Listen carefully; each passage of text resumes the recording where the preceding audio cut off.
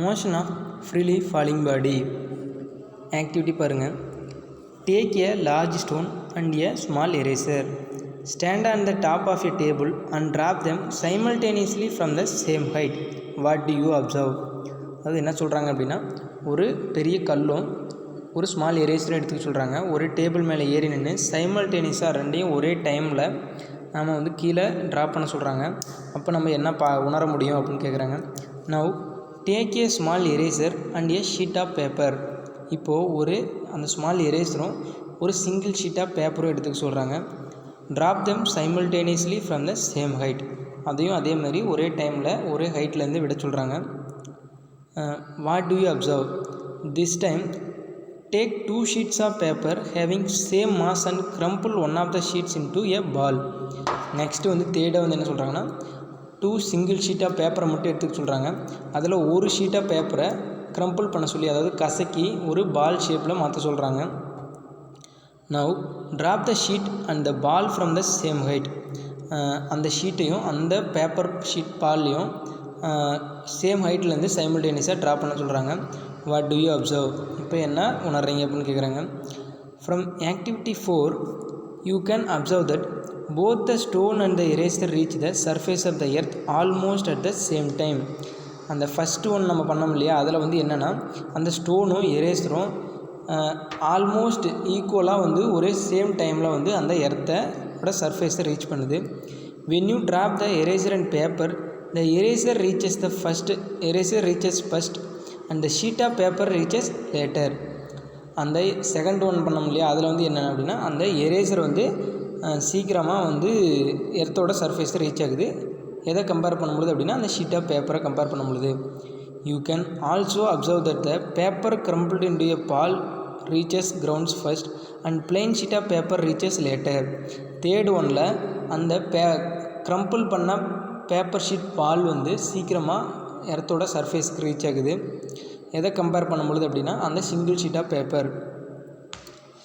அது வந்து although they have equal mass, அந்த 2 சிங்கிள் ஷீட் ஆஃப் பேப்பருக்கும் ஈக்குவல் மாஸ் இருந்தாலும் அதில் க்ரம்பிள் பண்ண பால் ஷேப்பில் இருக்கக்கூடிய பேப்பர் வந்து எர்த்தோட சர்ஃபேஸை சீக்கிரமாக ரீச் ஆகுது அப்படிங்கிறாங்க. To you know the reason? நம்மளுக்கு என்ன ரீசன் அப்படின்னு தெரியணுமா அப்படின்னு கேட்குறாங்க. தெரியுமான்னு கேட்குறாங்க. When all these objects are dropped in the absence of air medium, all would have reached the ground at the same time. அந்த இப்போ மேலே சொன்ன எல்லா ஆப்ஜெக்ட்ஸும் வந்து ஏர் மீடியம் இல்லாத வேக்கம் ஸ்டேட்டில் ட்ராப் பண்ணோம் அப்படின்னா எல்லா ஆப்ஜெக்ட்ஸும் சேம் டைமில் தான் எர்த்தோட சர்ஃபேஸை ரீச் ஆகும். In air medium, air offers some resistance to the motion of freely falling objects. இதுலேருந்து என்ன தெரியுது அப்படின்னா அந்த ஏர் மீடியத்தில் இருக்கக்கூடிய ஏர் வந்து ஒரு டைப் ஆஃப் ரெசிஸ்டன்ஸை அந்த ஃபாலிங் ஆப்ஜெக்ட்ஸ் மேலே ஏற்படுத்துது அப்படின்னு சொல்கிறாங்க. But it is negligibly small when compared to the gravitational pull acting and the stone and rubber. அந்த ஏரோட ரெசிஸ்டன்ஸ் வந்து அந்த கொஞ்சம் வெயிட்டாக இருக்கக்கூடிய ஸ்டோனும் எரேசருக்கும் கம்பேர் பண்ணும் பொழுது அது வந்து லோவாக இருக்குது. அதனால் கிராவிடேஷனல் ஃபோர்ஸை கம்பேர் பண்ணும்போது ரொம்ப லோவாக இருக்குது அந்த ஏரோட ரெசிஸ்டன்ஸ் அப்படிங்கிறாங்க. Hence they reach the ground at the same time. அதனால் அந்த எரேசரும் ஸ்டோனும் ஆல்மோஸ்ட் எர்த்தோட சர்ஃபேஸுக்கு சேம் டைமில் ரீச் ஆகுது அப்படிங்கிறாங்க. It can be seen from this activities that the magnitude of air resistance depends on the area of objects exposed to air. இதுலேருந்து என்ன தெரியுது இந்த ஆக்டிவிட்டிலேருந்து அப்படின்னா, ஒரு ஆப்ஜெக்டோட கீழே விழும்பொழுது அந்த ஏர் ரெசிஸ்டன்ஸ் வந்து அந்த ஆப்ஜெக்டோட ஏரியாவை டிபெண்ட் பண்ணி இருக்குது அப்படின்னு சொல்கிறாங்க. We know that an object experiences acceleration during free fall. அந்த ஆப்ஜெக்ட் வந்து கீழே வரப்போ அந்த ஆக்சிலரேஷன் டியூ டு கிராவிட்டின்னு சொல்லுவாங்க. கிராவிடேஷன் ஃபோர்ஸில் ஒரு ஆக்சிலரேஷனை ஃபீல் பண்ணும். This accelerations experienced by an object is independent of mass.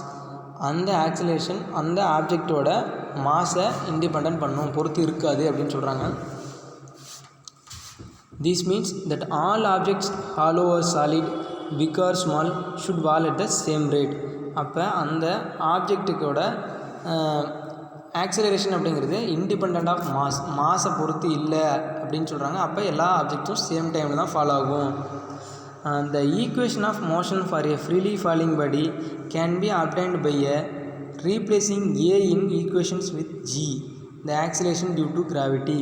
இப்போ மேலே ஈக்குவேஷன்ஸ் ஆஃப் மோஷனில் 3 ஈக்குவேஷன்ஸை சர் ஐசக் நியூட்டன் டெரிவ் பண்ணியிருந்தார். இந்த மோஷன் ஆஃப் ஃப்ரீலி ஃபாலிங் பாடிஸ்க்கு அந்த ஈக்குவேஷன்ஸில் ஆக்சலரேஷனோட வேல்யூ ஏன்னு இல்லாமல் ஜி கிராவிடேஷனோட வேல்யூ தான் நம்ம அப்ளை பண்ணோம் அப்படிங்கிறாங்க. For A freely falling body with is initially at rest, அதாவது இனிஷியலோட அதோட வெலாசிட்டி வந்து ஸ்டார்டிங் பாயிண்டில் 0ன்னு தான் இருக்கும். thus we get the following equations: v equal to gt, s equal to half gt square, v square equal to 2gh. இது எப்படி வந்தது அப்படின்னா, அந்த 3 ஈக்குவேஷன்ஸ் ஆஃப் மோஷன்லேயும் இனிஷியல் வெலாசிட்டி 0 அப்படின்னும் a அப்படிங்கிற பிளேஸில் கிராவிடேஷனல் ஃபோர்ஸோட வேல்யூ g அப்படின்னும் அப்ளை பண்ணுறாங்க. அப்படி அப்ளை பண்ணும்பொழுது இந்த 3 ஈக்குவேஷன்ஸும் நம்மளுக்கு கிடைக்கிது. நெக்ஸ்ட்டு பாருங்கள், do you know can a body have 0 velocity and finite acceleration? எப்போவாது ஒரு ஆப்ஜெக்ட் வந்து வெலாசிட்டி வந்து 0 அப்படின்னும் அதோட ஆக்சலரேஷன் ஒரு சேஞ்ச் ஆகாத ஃபினிட் ஆக்சலரேஷனாகவும் இருக்குமா அப்படின்னு கேட்குறாங்க. Yes, when a body is thrown vertically upwards in space at the highest point, the body has 0 velocity but it has acceleration due to the gravity. அதாவது என்னென்னா, நம்ம எக்ஸாம்பிளுக்கு ஒரு பாலை எர்த்துலேருந்து மேலே தூக்கி போடுறோம் அப்படின்னா நம்ம எக்ஸ்டர்னல் அந்த ஆக்சிலேஷன் டியூ டு கிராவிட்டியை அகைன்ஸ்டாக நம்ம அந்த ஆப்ஜெக்ட்டுக்கு கொடுக்குறோம். அதாவது என்ன அப்படின்னா, புவியீர்ப்பு விசைக்கு கிராவிடேஷனல் ஃபோர்ஸை அகைன்ஸ்டாக நாம் வந்து அந்த ஆப்ஜெக்டை மேலே தூக்கி போடுறோம். அந்த ஆப்ஜெக்ட் நம்ம கொடுக்கக்கூடிய எக்ஸ்டர்னல் ஃபோர்ஸை பொறுத்து ஒரு சர்டன் ஹைட்டுக்கு போகும். அந்த ஃபினிஷிங், அதாவது அதோட டாப்பான ஹைட்டுக்கு போகும் பொழுது அதோட வெலாசிட்டி குறைஞ்சி ஒரு ஸ்டார்டிங் பாயிண்ட், அதாவது இனிஷியல் வெலாசிட்டியில் எப்படி இருந்து 0 வெலாசிட்டிக்கு வந்துடும். நெக்ஸ்ட்டு அது ஃபால் ஆகும். அப்போ ஃபால் ஆகும் பொழுது அதோட வெலாசிட்டி அந்த ஆக்சிலரேஷன் டியூ டு கிராவிட்டிக்கு ஈக்குவலாக இருக்கும் அப்படின்னு சொல்கிறாங்க. Next, when we throw an object vertically upwards, it moves against the acceleration due to gravity. Hence, A is taken to be g minus g, and when moving downwards A is taken as plus g. அதாவது ஒரு ஆப்ஜெக்டை நம்ம மேலே throw பண்ணுறோம் அப்படின்னா அந்த object நம்ம கொடுக்கக்கூடிய எக்ஸ்டர்னல் ஃபோர்ஸை பொறுத்து ஒரு சர்டன் ஹைட்டுக்கு போகும். அந்த ஹைட்டோட அந்த பவர் குறையும் பொழுது அதோட வெலாசிட்டி குறையும். அப்போ ஸ்டார்டிங்கில் நம்ம இங்கிருந்து தூக்கி போடும் பொழுது நம்ம அந்த கிராவிடேஷனல் ஃபோர்ஸை எதிர்த்து அகைன்ஸ்டாக போடுறோம். அது வந்து மைனஸ் ஜி, நெகட்டிவ் கிராவிடேஷனல் ஃபோர்ஸ்னும் அதோட பவர் குறைஞ்சி 0 வெலாசிட்டிக்கு அப்புறம் கீழே ஃபால் ஆகும் இல்லையா, அந்த ஆக்சலரேஷன் பாசிட்டிவ் ஆக்சலரேஷன் அப்படின்னு சொல்கிறாங்க. நெக்ஸ்ட்டு பாருங்கள், uniform circular motion. Uniform circular motion activity 5. Take a piece of thread and tie a small piece of stone at one of its ends. ஒரு த்ரெட்டு, அதாவது ஒரு நூல் எடுத்துக்க சொல்கிறாங்க. அதில் ஒரு ஸ்மால் பீஸ் ஆஃப் ஸ்டோன் ஒரு எண்டில் கட்ட சொல்கிறாங்க. Rotate the stone to describe a circular path with constant speed by holding the thread at the other end. அதாவது இன்னொரு எண்டு, அந்த த்ரெட்டோட இன்னொரு எண்டை நம்ம பிடிச்சிட்டு ரொட்டேட் பண்ண சொல்கிறாங்க. ஒரு சர்க்குலர் பேத்தில் அந்த ஸ்டோனை ரொட்டேட் பண்ண சொல்கிறாங்க. Now release the thread and let the stone go. இப்போது அந்த சுற்றிட்டு இருக்கக்கூடிய த்ரெட்டை ரிலீஸ் பண்ண சொல்கிறாங்க. அப்போ அந்த ஸ்டோன் வந்து போகும். Can you tell the direction in which the stone moves after it is released? நம்மளால் சொல்ல முடியுமா அதை ரிலீஸ் பண்ண உடனே அந்த ஸ்டோன் எந்த டைரெக்ஷனில் போகுது அப்படின்னு கேட்குறாங்க.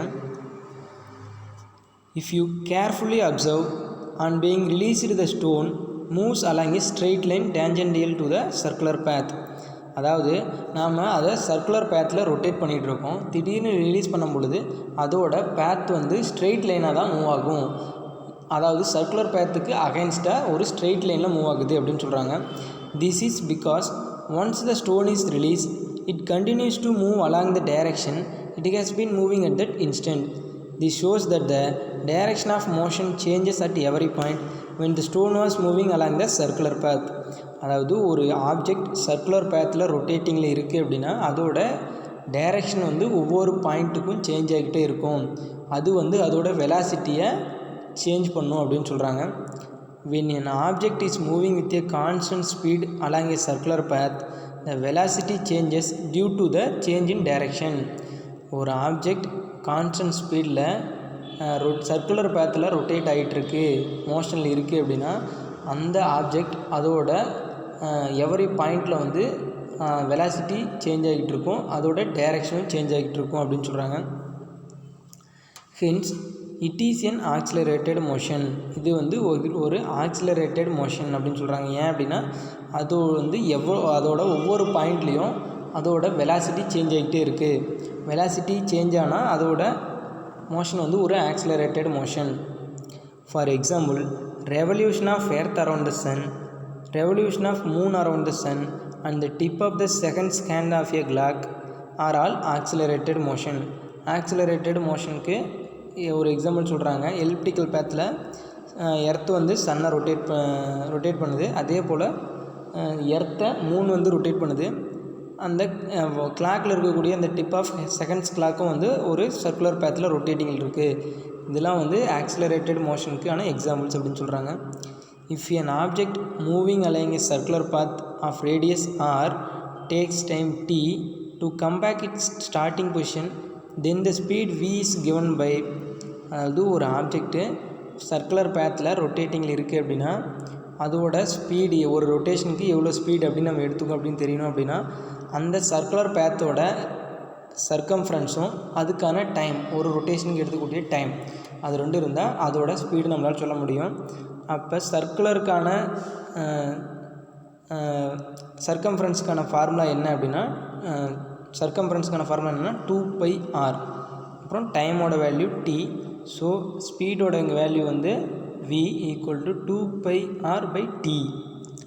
நெக்ஸ்ட்டு பாருங்கள், centripetal acceleration and centripetal force.